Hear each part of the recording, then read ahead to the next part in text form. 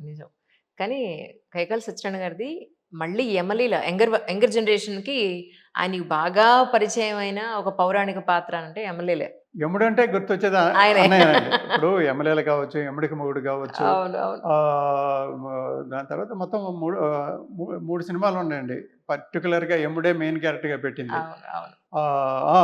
Main first యమగోళండి. అవును. రామారావుతోటి. యమగోళ అవును. తర్వాత యమలీల.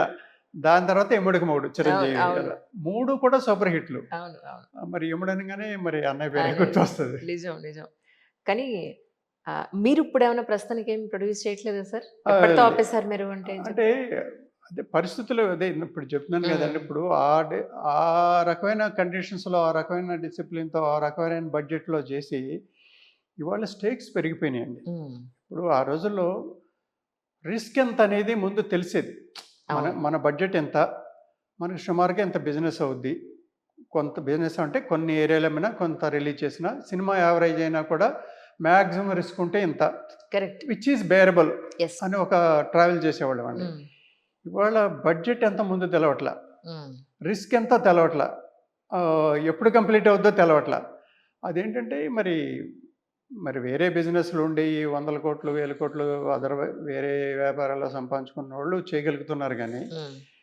మరి సినిమాయే అనుకుంటే సినిమాయే మరి ప్రొఫెషన్ అనుకుని, ఒక పద్ధతిలో సెయిల్ అయినోళ్ళు ఇవాళ కండిషన్‌లో మరి ఇమడలేకపోతున్నామండి. అవును. ఆహ్, అవును. ఇవాళ టోటల్లీ డిఫరెంట్ కండిషన్స్. అంటే ఇవాళే మొదలైనోళ్ళకి సినిమా అంటే ఇంతే అనుకుని వాళ్ళకి అవును. తెలియపోవచ్చు గానీ, హ్మ్. మరి ఆ రోజుల్లో సినిమా ఒక పద్ధతిలో, ఒక డిసిప్లిన్‌తో తీసి, ఇవాళ అడాప్ట్ అవ్వటం అనేది మరి కరెక్ట్. కష్టంగా ఉంది. ఇప్పుడు పాతోల్లో ఒకళ్ళిద్దరు తీయగలుగుతున్నారు. లేకపోతే ఇద్దరు, ముగ్గురు. ఇప్పుడు హీరోల బ్యాక్‌గ్రౌండ్ ఉండేవాళ్ళు తీయగలరు. హ్మ్. హీరో బ్యాక్‌గ్రౌండ్ మరి సురేష్ బ్యానర్ మరి ఎన్ని సినిమాలు తీశారండి. అవును. వాళ్ళు కూడా వాళ్ళు రెగ్యులర్‌గా చేయట్లేదు కదా! అవును. మరి ఈవెన్ అల్లు అరవింద్ గారు కూడా ఏదో చిన్న సినిమాలు అప్పుడప్పుడు చేస్తున్నారు గానీ, పెద్ద అవును. సినిమాలు ఆళ్ళు చేయట్ల. మరి రామోజీరావు గారు ఎన్ని తీశారండి. అవును. ఆళ్ళకి లేనిదేంటి? స్టూడియో ఉంది, ఎవ్రీథింగ్. ఎక్విప్‌మెంట్ ఉంది, అన్నీ ఉన్నాయి. ఆళ్ళకి రిసోర్సెస్ ఉన్నాయి. మరి ఆళ్ళు కూడా ఏంటంటే, ఈ ఇండిసిప్లిన్‌లో వాళ్ళు కూడా చేయలేకపోతున్నారు. ఇవాళ టోటల్‌గా సినిమా మొదలెడితే ఎప్పుడవుద్దో తెలీదు. ఎంత అవుద్దో తెలీదు. అవును. విచ్ అవును. ఈస్ నాట్ బిజినెస్ కాదు గ్యాంబ్లింగ్ లాగా తయారైపోయింది. హ్మ్. బిజినెస్ అంటే ఒక లెక్క ఉండాలి కదండీ! మన ఖర్చు ఇంత, రాబడి ఇంత రావచ్చు. మహా అయితే రిస్క్ ఇంత ఉంటదని ఒక లెక్క ఉండాలి. అవును. ఇప్పుడు స్టేక్స్ పెరిగిపోయి తేడా వస్తాయంటే టోటల్‌గా అసలు మరి చాలా బిగ్ డిజాస్టర్ అయిపోతుంది. టోటల్‌గా అసలు మరి బ్యానర్‌లు డిస్ట్రిబ్యూషన్ అవ్వచ్చు, ప్రొడక్షన్ అవ్వచ్చు, బ్యానర్‌లు లేచిపోతాయి. అవును. కుదిరినోళ్ళకేమో విపరీతంగా కుదురుతుందండి. అవును. అది ఏంటంటే లక్కీగా ఏదో ఆ సినిమా మీద ఆ రిలీజ్ టైమ్‌కి క్రేజొచ్చి హ్మ్. ఇవాళ ఏంటంటే హైప్ క్రియేట్ చేసుకొని, సినిమా బావున్నా లేకపోయినా ఈ హైప్‌లో ఓపెనింగ్ లాగేసుకుంటున్నారు.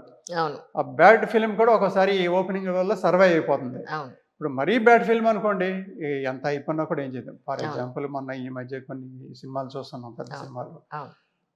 మరి ఇవి ఇన్‌స్పైట్ ఆఫ్ బిగ్ హైప్ కొన్ని మరి అనుకున్న రేంజ్‌లో ఆడలేదు. అవును. అవును. సో, తేడా వస్తే మరి ఇంతే చాలా సంగతులు. గ్యాంబ్లింగ్ లాగా అయిపోయింది. కరెక్ట్. Correct sir. అయినా ఇప్పుడు అప్పట్లో నిజంగా 50 రోజులు అంటే 50 రోజులు. నిజంగానే 50 రోజులు. ఇన్నేళ్ల పాటు ఆ థియేటర్‌లో ఆ సినిమా ఆడింది అంటే నిజంగానే ఆడేది.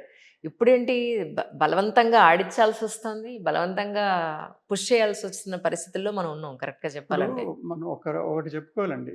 పెద్ద సినిమాలనేది ఇవాళే కాదండి. హ్మ్.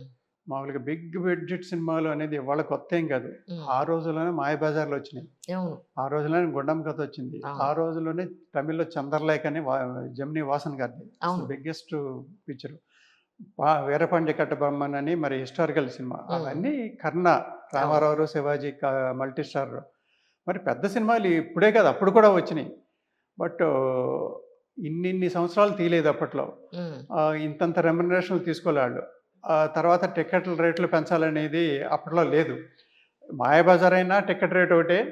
మామూలు సినిమా అయినా కూడా టికెట్ రేట్ ఒకటే. కాకపోతే ఏంటంటే 'మాయాబజార్' లాంటి సినిమా ఆడియన్స్ ఒకటికి 2 సార్లు చూసేవాళ్ళు. అవును. అవును. సో, దానివల్ల ప్రొడ్యూసర్‌కి వచ్చేయి ఎక్కువ డబ్బులు. అవును. అవును. సో, ఆ రకంగా మరి ఉంటే అందరికి ఇబ్బందుండదు గానీ